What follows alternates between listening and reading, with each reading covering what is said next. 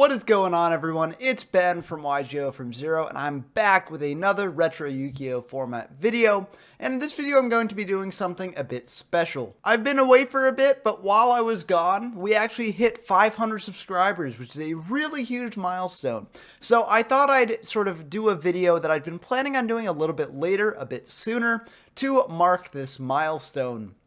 And that video will be sort of going through all the history of the formats that we've done on this channel, and ranking all the Yu-Gi-Oh formats from the year 2002 on this little tier list that I devised here. So it should be a fun way to encapsulate everything that has come before this, and also what I'm planning for the near future. But before we dive into the video, if you're not already subscribed, please do subscribe. We hit our 500 subscriber milestone, which is really awesome. I'm really happy about that. Thank you all for subscribing. And it would be awesome to be able to hit our next milestones pretty soon as well. Of course, the next immediate milestone is 600, but I'd eventually like to reach 1,000 subscribers, maybe be able to get monetized for these videos as well.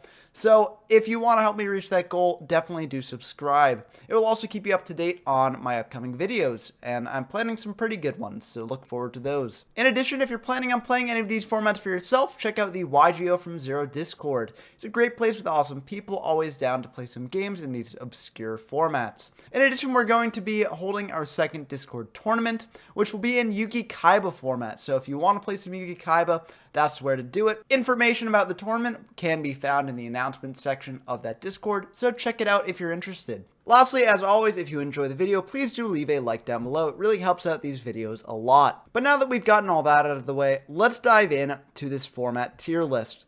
So up till now, all the formats that I've covered have been in the year 2002. And it's been a fun year for the Yu-Gi-Oh! TCG. Its inaugural year.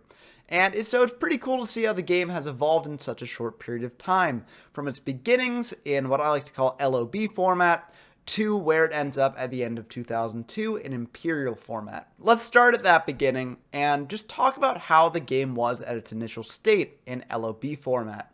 Now, LOB format, which is symbolized by this skull red bird here, which is the monster with the highest amount of attack in the format on a level 4 monster, LOB format is a bit rough. It uses just a card pool from Legend of Blue Eyes, and it doesn't have a banned or limited list, which means that everything in that set is unlimited, including powerful spells like Raigeki and Dark Hole. This makes games very interesting because basically once you stick a monster on field, your opponent can just remove it immediately with a Raigeki or Dark Hole, which they'll likely have.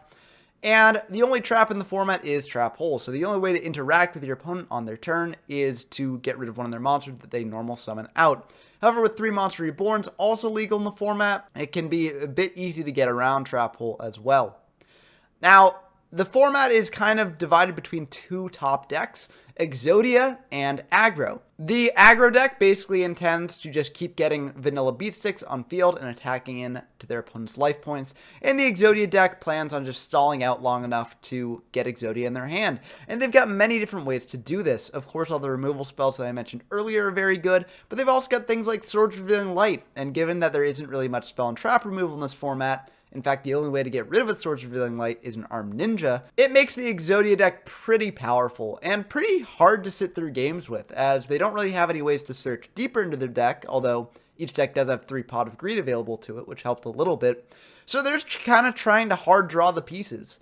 I do think the correct thing to do for the Exodia deck is to play multiples of the pieces, which may seem a bit unintuitive, but they can just be used as sort of like chump blockers as well. And so it's not the worst thing if you draw multiple copies, and you kind of need to be playing 3 to ensure that you can draw into all 5 as quickly as possible. But there are some games where you just get unlucky and there are 3 pieces on the bottom of the deck that you'll never get to. So, you know, the Exodia deck is kind of hit or miss, which makes aggro a bit more tempting, but, you know, if the Exodia deck does get lucky or is just able to stall for long enough, then the aggro deck is out of luck there. So I think the games are very uninteractive and just depend mainly on the luck of the Exodia player. I think if you're playing this format casually, it can be very fun, as, you know, the aggro mirror match is kind of neat. And there are also things you can do with like Sogen and Celtic Guardian that makes sort of an off-meta deck. But I think overall this format is actually my least favorite format that I've played on the channel. And so I'm actually going to put it into unplayable. I think that it's not really that fun. and the games aren't really games. It is very interesting to check out though, so I encourage you to do that if you're interested. However, from this rocky start, we get a format that I think is somewhat decent. I mean, it still does have its flaws, just like LOB did, but it's alleviated some of the biggest problems with LOB, and that format is SDYK, which I've symbolized with this little ultimate offering symbol here. SDYK format adds to the game the cards from Starter X Yugi and Starter X Kaiba. So it's basically playing with the full card pool from Yugi-Kaiba format, but with no limited list. This adds some key points of interaction, as there are now traps that you can activate besides Trap Hole that are worth playing. In fact, I've symbolized it with the Ultimate Offering symbol here because Ultimate Offering is, in my opinion, one of the best cards in the format, as given the high amounts of removal through things like Raigeki and Dark Hole, being able to bring out monsters on your opponent's turn is just incredibly strong. It can also make for some major aggressive pushes if you think your opponent doesn't have any way to stop them. The format as a whole is kind of weird and unlike anything else in Yu-Gi-Oh's history, in my opinion. Things like Wicked Wormbeast are the best monsters in the format because Wicked Wormbeast can dodge removal. Things like Flip monsters are a lot less good because things like Raigeki and Dark Hole are everywhere. I think it's a really weird format, and I think that's shown in the top decks. I initially thought that the top deck in the format was a tier 0 stall mill deck, using 3 copies of Card Destruction along with just Ultimate Offering and a bunch of defenders to stall out your opponent and then kill them out of nowhere. Through more testing, it's been found that this deck probably isn't tier 0, but it probably is still the best deck in the format, in my opinion. I think that there definitely are more avenues to go in exploring this format, and a lot of people are doing that in my Discord, so definitely check that out if you're interested, as I think it is really cool. But the fact that a sort of stall mill deck is the top deck in the format, and that a lot of these games are just sort of long, drawn-out slogs, just once people have Ultimate Offering established, it makes the gameplay somewhat less enjoyable for me.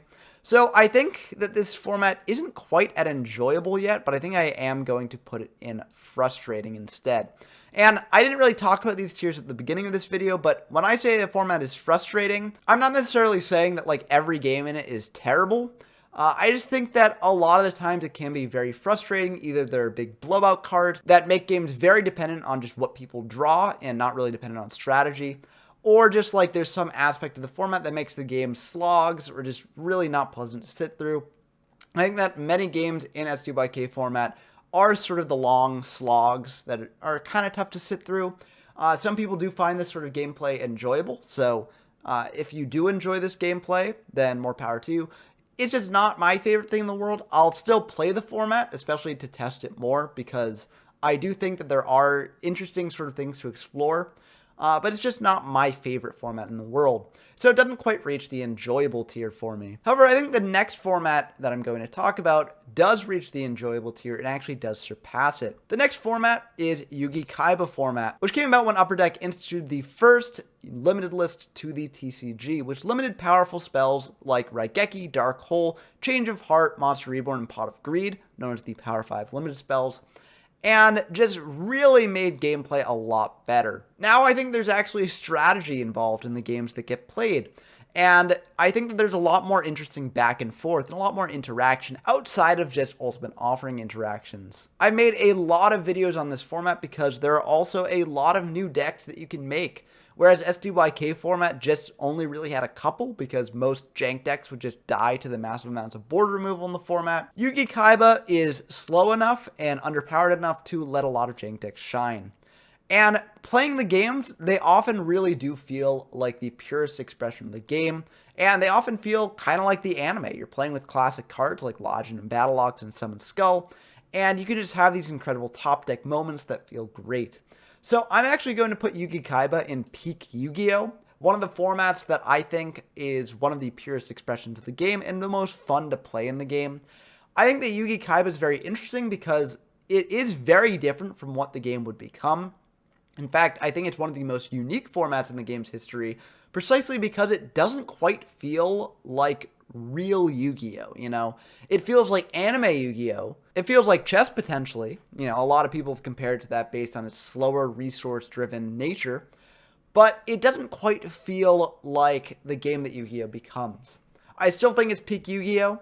so I'm putting it here. But it is very, very interesting considering where the game would go. If you're interested in trying out this format for yourself, we actually do have a tournament coming up in it. Starting this Saturday, April 8th, it will be held through the YGO from Zero Discord. Link to that Discord server will be in the description down below. It should be a really fun event, and I hope to see you there. But after the great balance and unique playstyle of Yugi-Kaiba, we start to get into formats that feel a lot more like what the game will become later on in its history. The next set that added to the card pool after Yugi-Kaiba was Metal Raiders, and it gave rise to a format that I like to call MRD format. Now, a lot of these sort of like unlimited formats that I'm going to be discussing in this video, people debate as to their official status or not. I just decided to explore and play them because I do think that they're very interesting just to see what things are like when everything is at 3 when a new set has been released. But I think that MRD format is easily one of the least interesting of these formats, as it basically is just like the next format, which is Critter format, which I'll be discussing very shortly, except one deck is just far and away the best deck, and not really in a fun way. And the deck that is the best deck in MRD format, as I like to call it, is Exodia. And that's why I've sort of symbolized the format with the Exodia symbol. Having access to 3 copies each of Sangan and Witch of the Black Forest makes finding each of the Exodia pieces very, very easy to do, and makes it consistent enough to be the top deck in the format, in my opinion. Do I think it's tier 0? Maybe not. It's always hard for Exodia to be tier 0, especially when things like card destruction exist in the game and can be main decked. I just think it's kind of like a worse version of Critter, and a worse version of Critter that takes what is arguably the second best deck in Critter and makes it just unfun. I mean, you could argue that Exodia and Critter is also unfun, but I do actually really enjoy it, and I think it's balanced enough to not ruin the format. Here, I don't think that's the case, even though I've not explored MRD format too much. I'm going to put it in frustrating under SDYK format, because I'm not quite sure it's unplayable. Again, most games do feel like standard Critter games, but I just don't think it's as fun as Critter, and it's not really worth playing when you have such a great format like Critter available to you. Speaking of Critter, I've mentioned it a couple times here in discussing MRD format, but Critter is the format that gets introduced after the second limited list hits a lot of cards in Metal Raiders. Things like Witch of the Black Forest, Sangan, and Heavy Storm all get semi-limited, which are very important, as these are some of the most meta-defining cards in Critter format, and what makes them feel very different from Yugi-Kaiba. In addition, there's a lot more interactivity in this format, with things like the counter traps like Solemn Judgment and 7 Tools of the Bandit actually seeing play and being very game determinative. And things like Mirror Force also existing to punish big aggressive pushes. Just like in Yugi-Kaiba format, there's a lot of new interesting decks that do arise. Things like Masked Sorcerer Control, using the powerful effect of Masked Sorcerer to gain card advantage over your opponent and strategically whittle down their life points. Things like Muka Muka Turbo, which involve the powerful beat stick Muka Muka, which gains attack based on how many cards are in your hand. And things like Exodia, which has an incarnation in this format that is unique throughout Yu-Gi-Oh's history, in my opinion. Being able to use 2 copies of Witch and Sangan to search out 4 pieces. Since you don't have access to 6 recruiters like you do in MRD format, it's not guaranteed that you'll be able to search out every piece of Exodia with all the recruiters, unless you use something like a Monster Reborn with them. So you have to rely on other deck thinning techniques as well.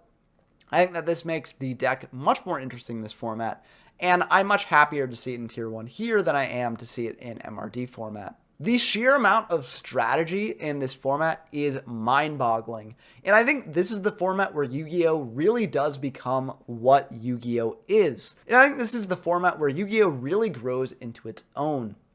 Yes, it does still feel like a Magic the Gathering ripoff in many places, but it's a fun Magic the Gathering ripoff with a lot of interesting strategy, where most games are one dependent on skill and not luck. And that's why I'm going to put Critter up in peak Yu-Gi-Oh! And I'm actually going to put it ahead of Yugi-Kaiba format, as I do think that it is, to my taste, the better format, because I do like more of the focus on strategy and skill that Critter format does bring. And I really do think it's a very slept-on format. I hope that more people try out this format in the future, because I think if they gave it a chance, they'd realize how good and deep it really is.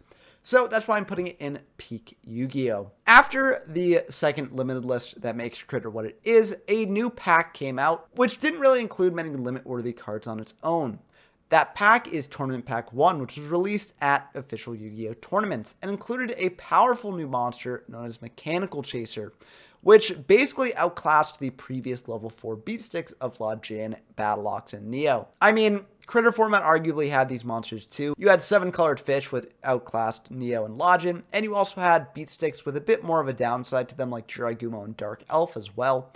But in this format, you get a monster that pretty much every deck would want to play. Mechanical Chaser's 1850 attack with no downsides to attacking with it, which makes it very, very good. This format is largely just like Critter format, as really the only introduction of a meta warping card was Mechanical Chaser, but it does also bolster a very fun jank deck in the form of Fusion. Now, you can make a Fusion deck in Critter format. I actually have some videos on it, and I think it is quite good, but it's basically just Muka Muka Turbo with a polymerization thrown in to potentially go into Twin-Headed Thunder Dragon. In Mecha format, you also get things like Goddess of the Third Eye, which can enable you to go into a much wider variety of fusion monsters with a much larger fusion material pool. So I think that deck is really cool, and I had a lot of fun playing the games that I played with it, but I'm just going to put this format in enjoyable, as it feels kind of weird to put it in a great time when the reason that it would be in a great time would be because it's just very much like Critter. Actually, I'll put it in a great time. Yeah, it's basically a Critter clone, but like, it's got a fun jank deck too. So I had a blast playing that jank deck, so I'll put it in a great time. Check it out if you're interested in that sort of fusion jank strategy. I do think that this is more than just enjoyable. I think it's really fun. So I hope more people decide to check this out in the future, even though it is a very niche sub-format. Moving on from the fun jank of Mecha format, after Tournament Pack 1 released, we saw the release of the next core booster set in the Yu-Gi-Oh! Trading card game, which was Magic Ruler, later called Spell Ruler due to legal disputes with Magic the Gathering. Magic Ruler had a bunch of very, very powerful meta warping cards in it, and none of them were as impactful as the 3 hand drips, Delinquent Duo, Confiscation, Forceful Sentry. The existence of these 3 cards, unlimited in the format, oftentimes makes games very dependent on the die roll. Whoever goes first can just hand rip their opponent's hand away completely, which is just not quite as fun for a lot of people. However, I do think that there is some fun stuff to be had here, as oftentimes it will sort of equalize out, where after one player's hand ripped the other player will hand rip the first player, and then you'll both be on low resources just trying to survive a top deck war, which I do think is very, very interesting and a pretty unique experience. However, I'm not sure if it's enough to be put in enjoyable. I think it more resides in the frustrating category, just because you can just get insanely blown out in this format in a way that you can't really in many others. So I am going to put it at the top of frustrating. I do think it's fun to explore, but just those games where you get completely hand-ripped are just so painful to go through, even though they are over quick. Moving on from the frustration of a format with unlimited Magic Ruler cards, we got another limited list, which led to the creation of Treasure format. Now, there's some debate over whether this Treasure format should include Tournament Pack 2, as Tournament Pack 2 and this limited list did release on the same day. I've chosen to separate out these 2 formats into Treasure format and Jar format, so called because Morphing Jar, which releases in Tournament Pack 2, is very, very game warping. And I do think that this decision makes Treasure format a much better format than it would be with the existence of Unlimited Morphing Jar. In fact, I would even call Treasure format a great time. Now, I think in the future, I could definitely up this to Peak Yu-Gi-Oh!, but given that this is a very underexplored format and a lot of people are still like testing it out, I do feel kind of weird about putting in Peak Yu-Gi-Oh! At this time. That being said, it's had some of the funnest games that I've played in Yu-Gi-Oh! Period, and a lot of really cool, interesting decks. With things like the hand rips being limited, jank decks can finally shine for Magic Ruler, and Magic Ruler did have a fair amount of jank that you can play with. Things like Relinquished and Clown Control are, in my opinion, very playable and very fun. Of course, decks like Burn and Mill are also very good, as they did get some very powerful tools in Magic Ruler, and Burn did win the last tournament that we actually held in this. But I do think that with more testing, other decks will find ways around these, and the format will become a lot more balanced.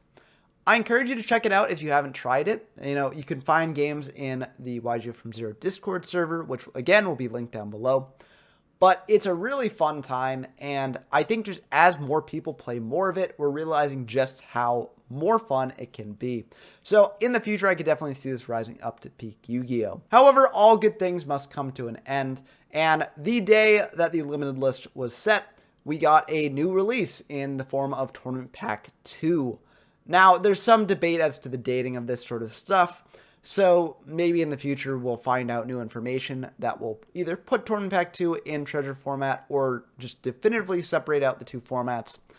But I call the format that includes Tournament Pack 2 in the card pool Jar format, because the only really card that you'll be using from Tournament Pack 2 is Morphing Jar.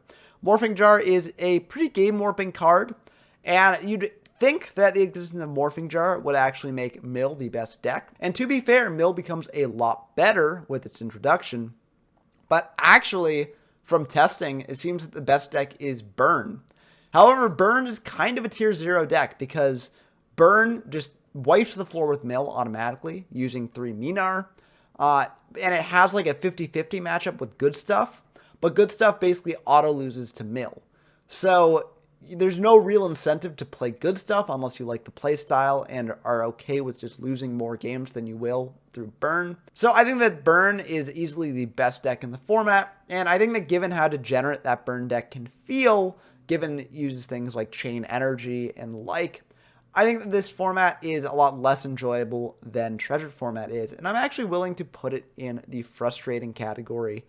I think actually below MRL format, because MRL format at least was sort of unique, whereas I think the Jar format just feels like a much worse version of Treasure. So I personally don't really enjoy Jar format that much. Maybe it's even below SDYK format for me. Yeah, because SDYK format's a bit more unique. Yeah, so I'll put Jar in frustrating below SDYK. I just don't really find it that enjoyable.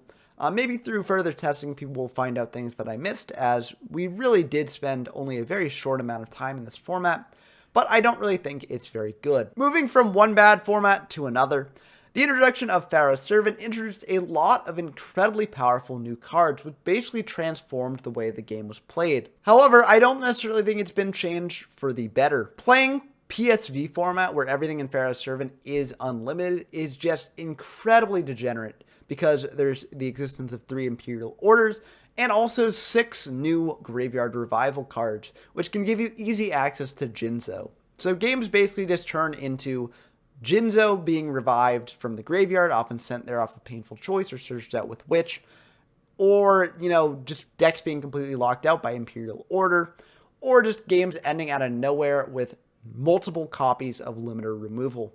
So I personally don't think that this format is very fun. I actually think it might even belong in unplayable, although it is definitely a lot more playable than LOB format was. It's just not my cup of tea, and maybe, if you play with it more, you might enjoy it more than I did, but I really found this format to be incredibly degenerate, and basically every game ended in the exact same way. I will say that maybe Machine OTK isn't the undisputed tier 0 deck in the format.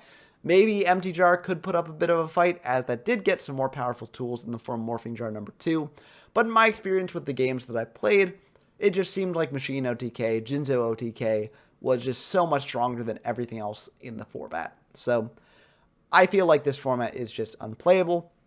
Luckily, the introduction of another limited list in December helped fix a lot of the format's flaws and ushered in Imperial format. Now, I know I just started my coverage of Imperial format. I was initially planning on making this video after I'd finished covering Imperial format, just to sort of be able to look back on it more. But I figured that this was the best way to celebrate 500 subscribers, so I pushed it up to now. And having played the few games that I have in Imperial format, I do think that it's a much better format than PSV was. Games are a lot more balanced with Imperial Order and Jinzo both at one copy, along with the multiple ways of reviving things from the graveyard.